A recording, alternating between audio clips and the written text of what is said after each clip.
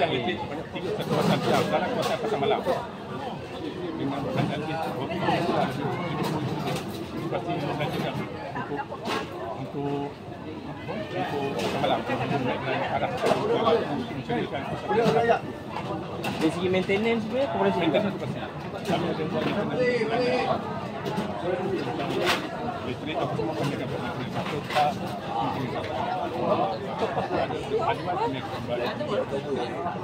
tak selama ni tapak ni sebelum adanya buah pinggang ni dari segi pengurusannya memang renew setiap tahun ke macam mana seterusnya? Operasi pegang 13 tahun. Okey. 13 tahun juga dia open tender. 13 tahun dia open tender. Persoalan sebenarnya. Apabila nak open tender, dapat tu buah pinggang. Dapat buah pinggang. Dia dapat buah pinggang. Sebab inilah kami siasatan, kami buat. Kita mesti ada unsur-unsur dalam gunakan kuasa. Kami buat surat pangkat ke WDP. Kami buat surat pangkat kuasa yang boleh digunakan ada kami daripada kami hantar ke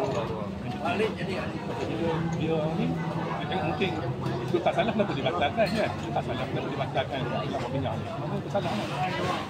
Itu dia juga lokasi sepatut dia dan lokasinya simpanan yang 60 minyak terus sepatut dia bila dia buah pinggang dia batal bagi kita pastilah kenapa bagi 3 bulan ni 3 bulan dia pun tender balik dapat bagi buah pinggang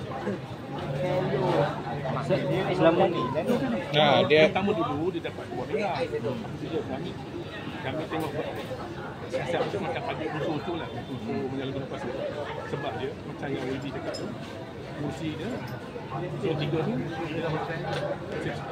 kursi buat pinggang ni situ daripada ahli majlis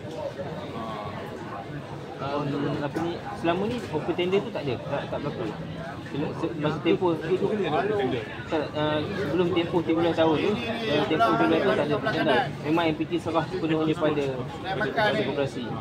Kewujudan bagi membentuk adanya open tender tu apa sebab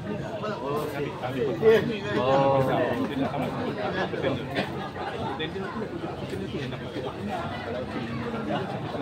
yang pinggang ni sedangkan kami lepas tu 12 tahun buah pinggang ni segelap je kan gelap tu dari sini macam dia dapat apa lebih ada kan situasi ni kan kalau dia ramai dah 12 tahun kan so maknanya tender panjangnya 10 tahun 13 tahun 10 tahun oh yang pertama 10 tahun yang kedua 3 tahun yang mana semua 3 tahun lah.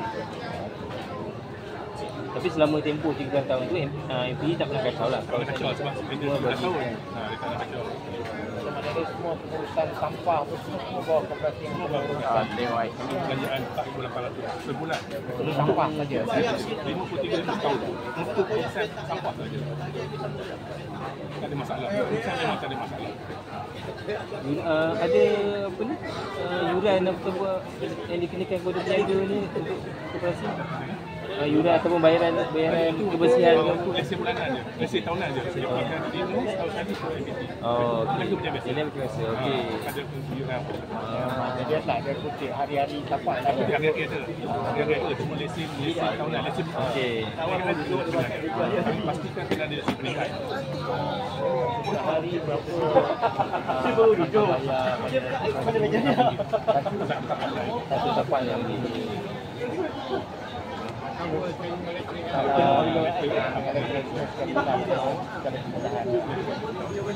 yang baru nak buah pinggang ada kenaikan tak tentang apa? dia